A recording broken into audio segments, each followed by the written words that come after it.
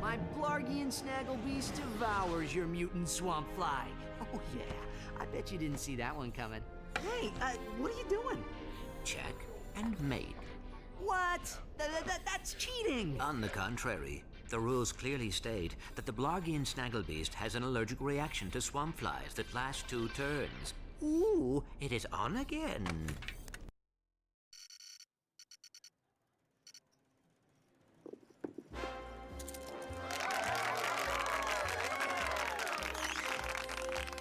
Your luck is extraordinary, sir. But do you lose as gracefully as you win? I would not know, Maximilian. I never lose. There is a first time for everything. Agent Clank!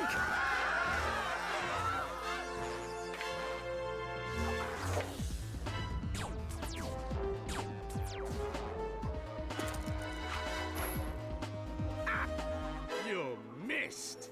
So much for the famous secret agent.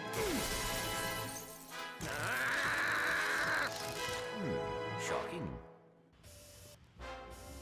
Bring the car around, Jeeves, and mind the ejector seat this time. Stay tuned for more Secret Agent Clank.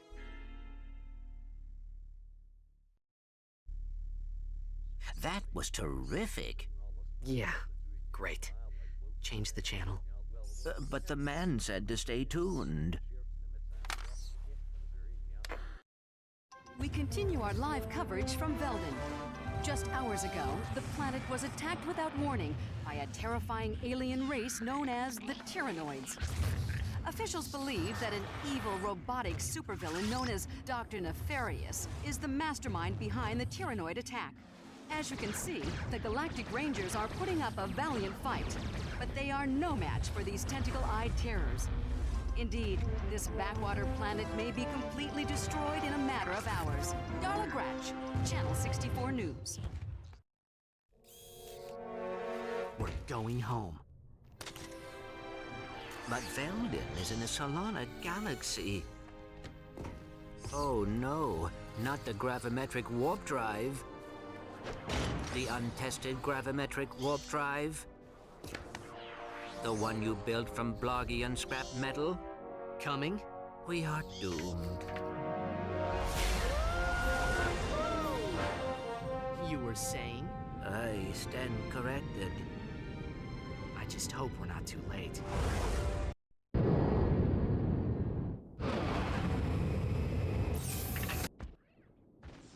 These must be the Galactic Rangers. Hey, look! It's a new sergeant! Huh? Hey, Sarge, you can have my gun. There's too many of them! We're all gonna die! Greetings, Gadgetron enthusiasts, and welcome back to the Solana Galaxy. I am Jay, and welcome to Ratchet & Clank Up Your Arsenal. Okay, this is a little weird because I've never really done like a voiceover like this. So, bear with me because hopefully things go well and things go right this time because I screwed up the audio recording for the 3rd time. Yay! Am I glad to see you, Sarge? We're pinned down by that enemy vehicle. Somebody's gotta take it out. Let me guess. That somebody is me. We gotta volunteer. Here, Sarge, take this. We'll cover you. From back there! Now, what I really wanted to talk about with this game is that I really am not that big of a fan of the 3rd game. I do like the 2nd one, and I really did enjoy the 1st one. However, when it came down to Up Your Arsenal, I wasn't really feeling it. It just kind of felt a little, I guess, underwhelming. Yeah, the only thing that I do remember was trying to play with the actual like online multiplayer and failing miserably because there was absolutely no one to play with. Yeah, man. Yeah, I don't really remember much from this game other than like the, a bunch of repeating enemies. Some of them were only used on this stage and this stage only, such as, I would say, probably inside of the little arena section that's coming up, actually. Yeah, so yeah, when it came down to playing this game, I went back and I played the first one for the specials, unlockables, and I also played the second one just for a few free stuff that will come later on into the future. Yeah, but that's all I really remember talking about just at this section right here. There was nothing really important to speak of other than just like, yeah, I replayed the first one to its entirety. I started replaying the second one just for like free stuff. And I don't think you need to finish that game, do you? Probably not. Probably. Who knows? Oh well. Yeah, so...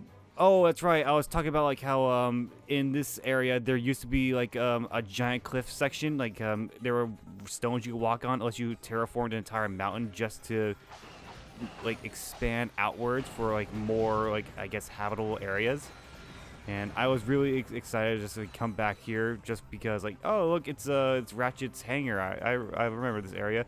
I generally did love walking through this entire place just to like talk about like all this stuff. Like how the bridge is still here, this little platform is still here. Ratchet's hangar was still here. It's obviously destroyed now. And when you go back inside there, I actually did start pointing out the fact that Ratchet did have Captain Quark's poster still up, and it's amazing how he did keep that up between the first game, the second game, and the third game, because you would have thought he would have taken it down during the Behind the Heroes section. What's the situation? The Noids have fallen back to a base in F Sector. We have orders to go in and take them out. F Sector? No way. Game over, man. We're all gonna end up as scrap metal. Get back in there, Trooper. We've got a planet to save. Sir, yes, sir. Did anyone else get confused by the Galactic Rangers when they're how their anatomy worked? Like I always thought like the top orange plate on their bodies was the actual head, and their real head was like a chest piece, or like a chest plating. I was so dumb that every time that I saw them on a cutscene, I would look up at the orange like solar panel sort of thing. So yeah, I was a really dumb kid. I didn't understand like the Galactic Ranger anatomy at all, and I started trying to point it out because like looking at it now, look at that. The plate on its like its real head, it looks like it's some sort of chest guard or something like that. Meanwhile, like the solar panel on top looks like some sort of like a casing for like a pilot or something to go inside of it. Like you just put the computer in there and then you just do that. I didn't know where the eyes were. Like I thought it was like too super like futuristic. And oh yeah, that's right. I was also talking about like these Tyrannoids with like pistols. They are never ever used again, other than the fact that they are the ones who are piloting the mechs. But I really do like those little designs, like the whole little guns that they hold. You never see them again, and it makes me so upset. Like you see them piloting those things, but it's not the same thing. It's not. I don't understand why they decided to go in an opposite direction when it comes down to like using enemies in this game. There's about probably like what, 10 enemies in total. I don't understand it. I mean, in the past games, like there were so many enemies. Like they were different on every single planet. It doesn't matter. Like yeah, I even started pointing out like the saucers here, like the little pilots has like co-pilots and everything like that, and it's super cool. Sir, we have a transmission from the president. How are things on the front lines, soldier? Is that Secret Agent Clank? Greetings, sir. We are here to help. Well, this is an honor, and I see you brought your chauffeur along. What? No. Hold on a second, sir. Agent Clank, we must stop Dr. Nefarious. As you may know, only one man has ever faced him and survived. I've just received a top secret report on that man's whereabouts. Here, take a look.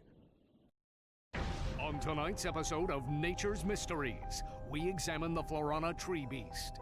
Deep in the dense growth of Florana's Jambu forest lives a mysterious creature. Or maybe he doesn't. It's one of Nature's Mysteries.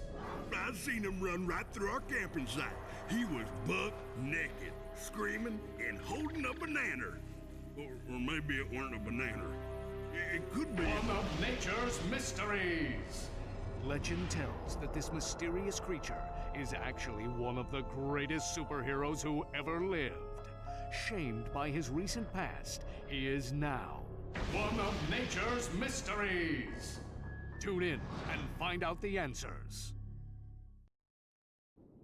We need you to find this man. The fate of the galaxy may depend on it. Are you sure this is the guy you're looking for, Mr. President? Yeah, he seems like kind of a, wacko.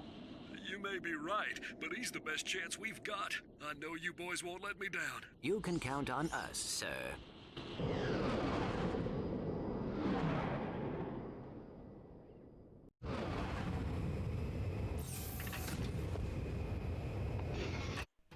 Yes, here we are on this game's jungle planet. For some reason, they started putting them in the very beginning. Like, with the first game as well. Like, after this, no, not the first game. Going Commando, for some reason, they put it at the very beginning too. Like, the swampy planet. I don't know why. They're just doing that. They started doing that. I don't know why. But, oh yeah, Plasma Whip, new weapon. I love this one a lot because it's an actual wrench that you can upgrade, and it's super cool. I like it a lot. That and the help desk actually did start talking about the button mapping. I didn't really use this at all, like remapping buttons, but it's cool to know. Oh, and the jackpot crates. Yeah, so in the second game, when you beat it for the first time, you can replay it from the very beginning. You don't have any of your gadgets. You don't have Clank, but you do have all your weapons. Enemies are harder. You have all the health that you get, all the armor that you purchased at all, and oh, what was that? Sorry about that. My dogs freaked out, and yeah, what was I talking about? I was talking about the old game. Yes. So when you beat the game, you get a multiplier, which goes up to level 20. And it multiplies the amount of bolts you get plus the XP that you gain. So I thought that was really useful. And when they brought it back in this game, they also brought back these jackpot crates. And when you break one of them, your multiplier is increased by ×2. So if you have a multiplier of ×2 on challenge mode, then it'll go up to 4. And if that's 4, it'll go up to 8. From 10 to 20, and from 20, it'll go up to a max multiplier of 40, which is really cool if you didn't purchase everything. Yeah, I didn't use it that much. I thought it was weird. I didn't, that, and it's really hard to, like, not get hit if you're not that good like me. And, oh, I was talking about, like, how, I thought this was a weird planet with, like, all these structures and stuff like that. Because I thought, like, with all this metal and stuff like that, I thought it would be, like, Lombax stuff. Because it was, like, the gears and all the other things. And, yeah, because, like, of course, we had a Lombax in the second game, which is Angela Cross. Never brought back again, other than the fact that, she was mentioned in the Crack in Time. And that's it. Because people just wouldn't stop talking about her, like me. And oh yeah, that's right. I got really fed up with the help desk lady, and I just turned her voice off because I couldn't stand her talking the entire time.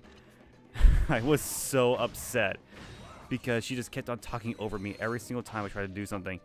That, and after breaking a few crates and killing those enemies, I then glided down to the secret platform underneath for the first collectible, and I thought this was a platinum bolt. I really did. Yeah, first we had the gold bolts, then we had the platinum bolts, and now they have introduced the titanium bolts. Yes.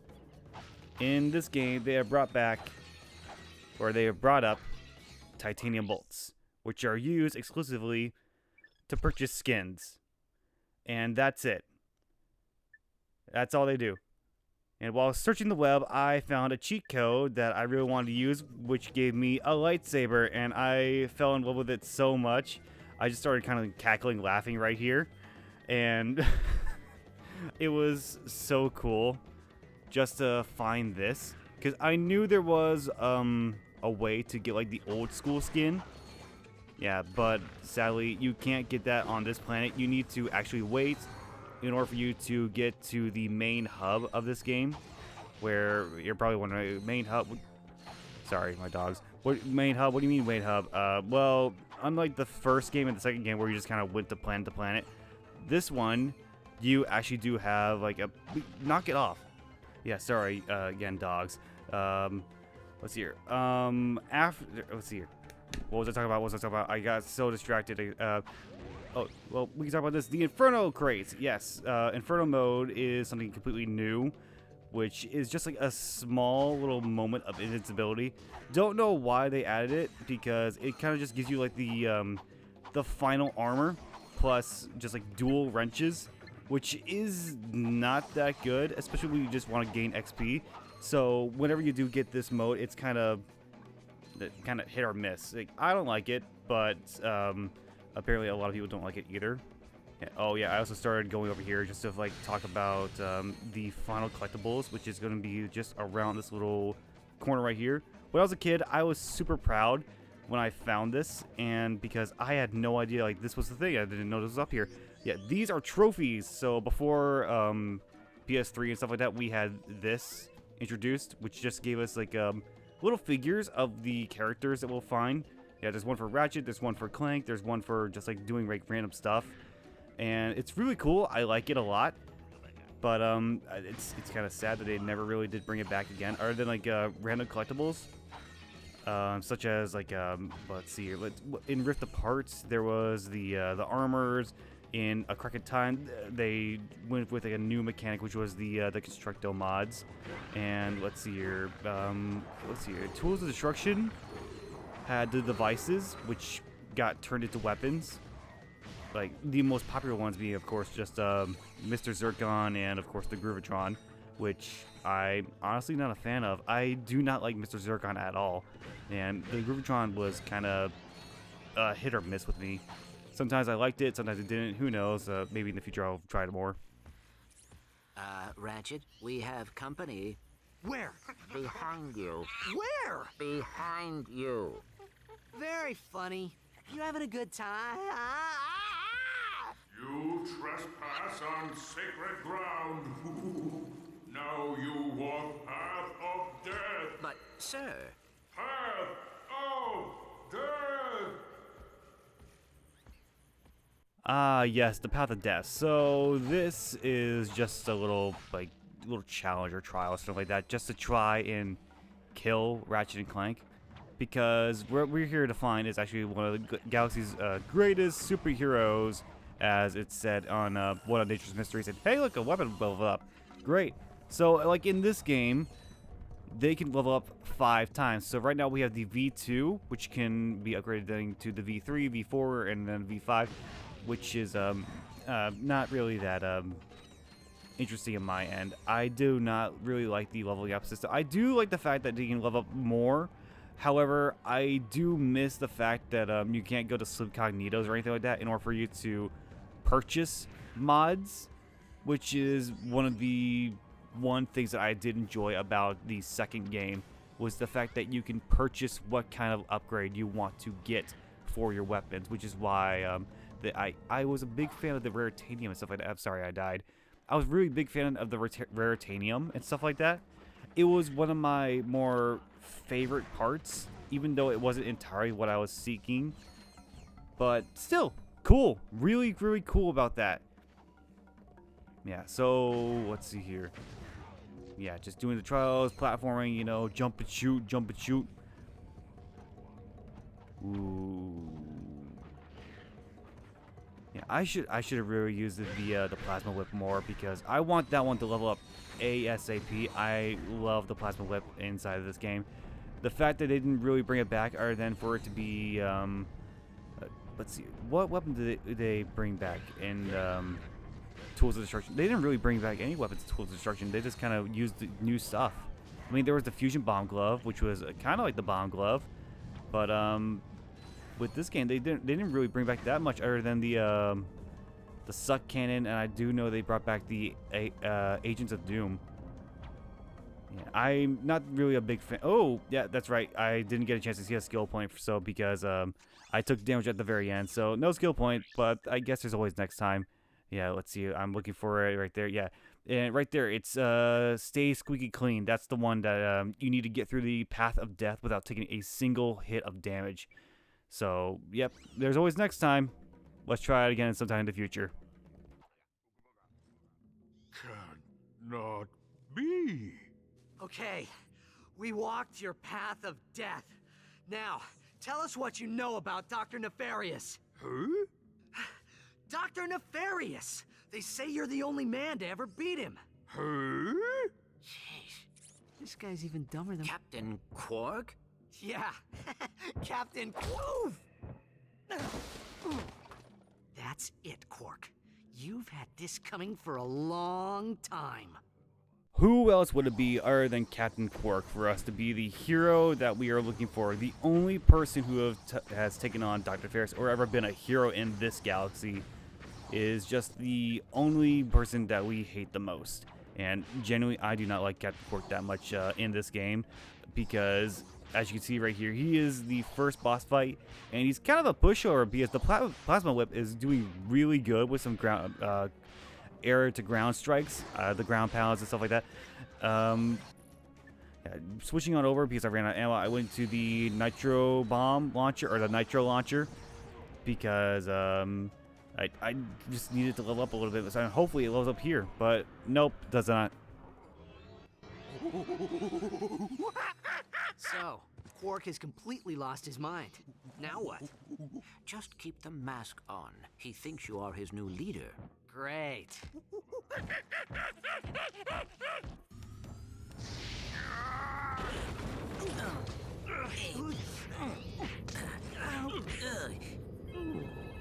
Incoming call. This is Captain Sasha of the Starship Phoenix. The President has asked me to assist you. Hi. I see you have located Captain Quark. Yeah, we got him, but, well, he thinks he's a monkey. Of course. Bring him to the Phoenix and we'll see what we can do. Sasha out.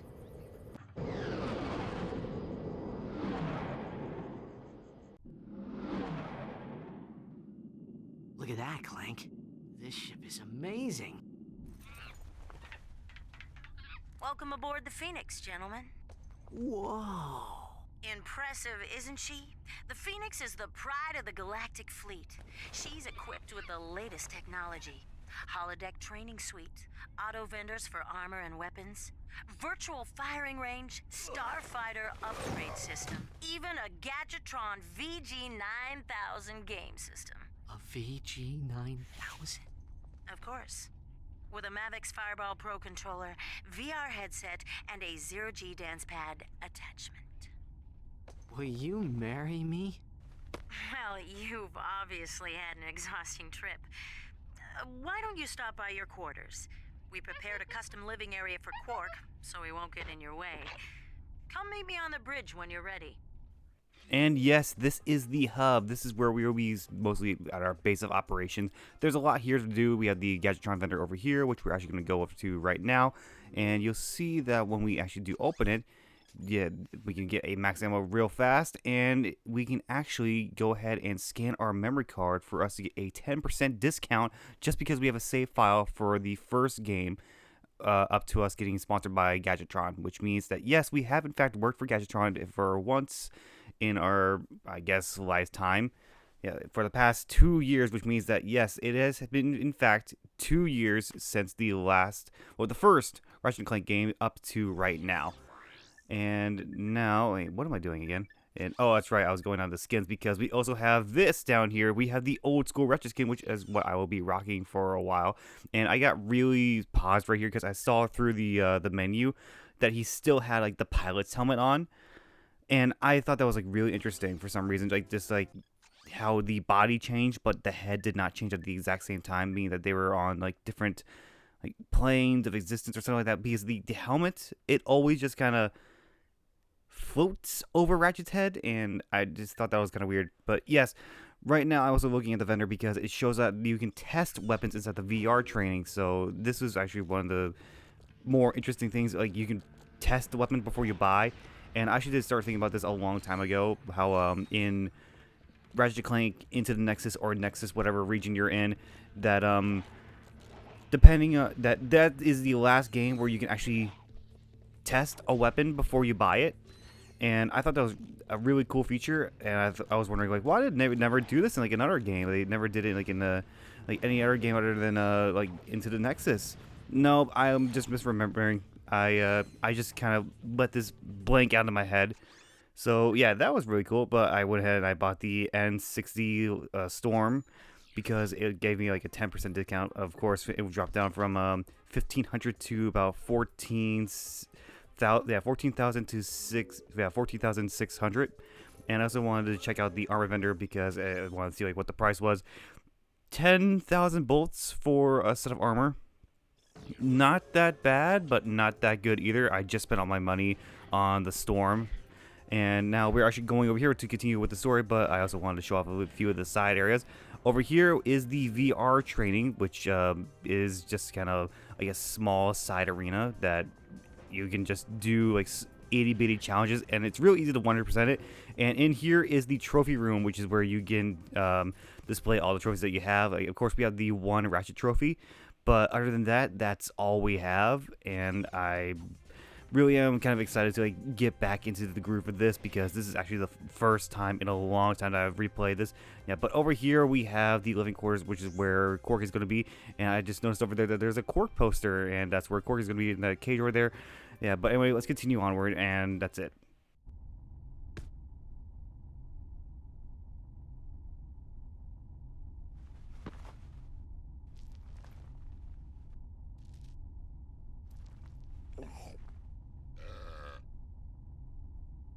How do you think he got like this?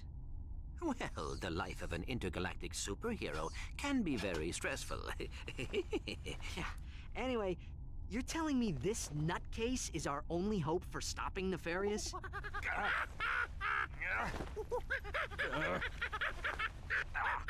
We're hosed.